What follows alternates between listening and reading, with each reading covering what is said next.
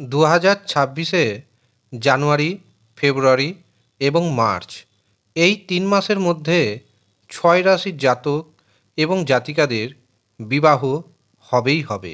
নমস্কার, আমি জ্যোতিষী এডি শাস্ত্রী। মডার্ন সায়েন্টিফিক অ্যাস্ট্রোলজিতে আপনাদের স্বাগত জানাই। বিবাহের কারকগ্রহ দেবগুরু বৃহস্পতি, অর্থাৎ আপনার জন্ম রাশিতে বা জন্মছকে দেবগুরু বৃহস্পতি কেমন অবস্থায় রয়েছে, কোনভাবে অবস্থান করছে এবং কোন নক্ষত্রে অবস্থান করছে, তার উপর নির্ভর করে বিবাহ ঠিক কখন হবে। আপনার জন্মছকে বা আপনার হস্তরেখাতে দেবগুরু বৃহস্পতির অবস্থান যদি শুভ থাকে, তবে জানুয়ারি, ফেব্রুয়ারি, মার্চ এই 3 মাসের মধ্যে ডেফিনেটলি বিবাহ হয়ে যাবে।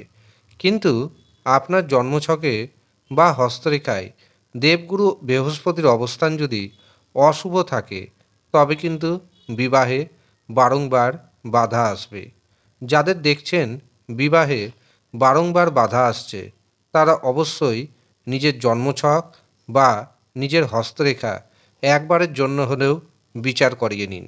শুধু তাই নয়, যাদের বিবাহ ভেঙে গেছে, যারা দ্বিতীয় বিবাহের চিন্তাভাবনা করছেন, যেহেতু প্রথম বিবাহ ভেঙে গেছে, নিশ্চয়ই বিবাহের কোনো অশুভ কারকগ্রহ আপনার বিবাহটাকে ভেঙে দিয়েছে। দ্বিতীয় বিবাহ করার আগে অবশ্যই আপনারা জটক বিচার করিয়ে নেবেন এবং অশুভ গ্রহের প্রতিকার প্রতিবিধান করিয়ে নেবেন। আপনি যদি সঠিকভাবে প্রতিকার প্রতিবিধান করাতে পারেন, তবে দ্বিতীয় বিবাহ ভাঙবে না। আর যাদের প্রথম বিবাহ রয়েছে বা মনে করছেন বিবাহের পথে পা রাখবেন, তাদের উদ্দেশ্যেও একই কথা জানাবো।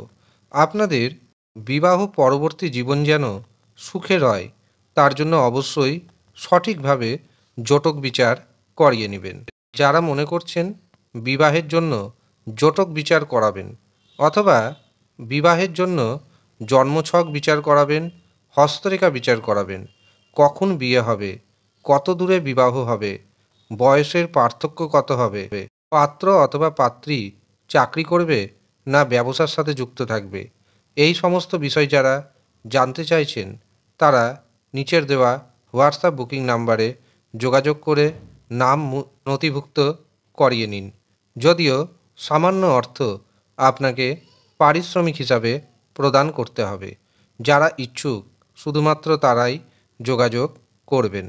2026 সালে আমরা যদি দেখি, তবে জানুয়ারি থেকে 11ই মার্চ পর্যন্ত দেবগুরু বৃহস্পতি থাকছে কর্কট রাশিতে এবং অতিচারী অবস্থায়। এমনকি দেবগুরু বৃহস্পতি বক্র অবস্থায় বিচরণ করবে।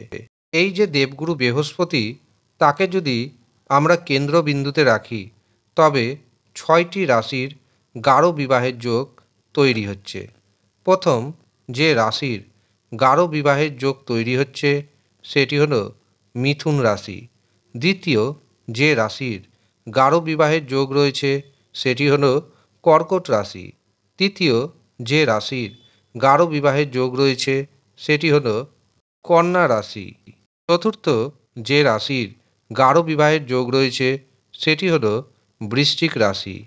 পঞ্চম যে রাশির গাঢ় বিবাহের যোগ রয়েছে, সেটি হলো মকর রাশি। এবং ষষ্ঠ ও শেষ যে রাশির গাঢ় বিবাহের যোগ তৈরি হচ্ছে, সেটি হলো মীন রাশি।